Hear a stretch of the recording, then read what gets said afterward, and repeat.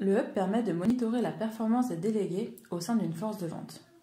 Nous proposons ici de regarder non pas la performance totale de la force de vente vis-à-vis d'un concurrent, mais plutôt de regarder les secteurs à risque et de donner des éléments pour contrôler la cohérence du plan de prime. Nous sommes par exemple ici sur le marché du sommeil-stress. Nous avons créé des secteurs anonymes et fictifs. Et nous pouvons par exemple regarder la performance du leader de ce marché, Bayer Santé Familiale, sur ces secteurs. L'analyse de la performance est représentée dans le nuage de points à travers deux axes. L'axe des abscisses représente la performance historique du secteur. C'est le ratio de la part de marché du secteur divisé par la part de marché nationale. Ainsi, nous avons à droite les secteurs surperformant la part de marché national, à gauche les secteurs en dessous de la part de marché national. Par exemple, sur le secteur 108, la part de marché est de 14,6%, ce qui est en dessous de la part de marché national qui est de 15,5%.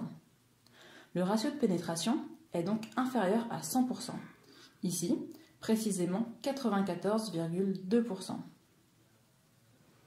L'axe des ordonnées représente l'évolution des ventes du secteur divisé par les ventes nationales. Si je suis au-dessus de 100%, cela signifie que mon secteur croît plus vite que mon laboratoire, et inversement, en dessous de 100%. Nous obtenons donc 4 cadrans. En haut à droite, nous avons les secteurs les plus performants. Ces secteurs ont la particularité d'avoir une part de marché supérieure à celle du laboratoire et d'accroître encore leur avance. Le délégué du secteur 129 est particulièrement à féliciter. Il est en 3e position en termes d'évolution, alors qu'il est déjà le secteur ayant la plus forte part de marché. Le cadran inférieur droit doit faire l'objet de toutes les attentions. Il décrit des secteurs à forte part de marché, mais qui ne parviennent pas à suivre la croissance du laboratoire. La taille de la bulle indique ici la taille du secteur par rapport au marché du sommeil-stress. Ces 3 secteurs sont donc de gros secteurs. En haut à gauche, on retrouve des secteurs moins matures, mais à forte progression.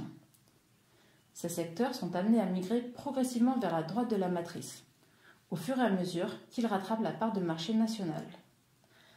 Un des enjeux en termes de primes est de trouver une cohérence entre ces secteurs à forte croissance, mais à faible part de marché, comme par exemple 115, 134 et 108, donc plus facile a priori à développer que des secteurs déjà très matures en haut à droite de la matrice, comme par exemple 104, 131, 130 ou 102, où les progressions de part de marché sont traditionnellement plus lentes du fait de leur part de marché déjà élevée. Le dernier cadran décrit les secteurs non matures, ayant une croissance plus faible que la moyenne du laboratoire. Une bonne pratique est de s'assurer que les secteurs concernés soient à plus faible potentiel, c'est-à-dire représentés par des bulles de faible taille. C'est le cas ici, à l'exception du secteur 109.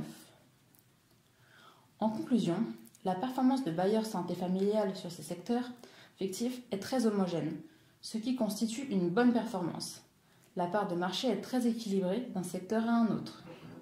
Le seul point de vigilance concerne les secteurs 135, 133 et 103, dont la moins bonne performance peut peser sur les résultats globaux du fait de leur poids important dans les ventes totales de Bayer Santé Familiale.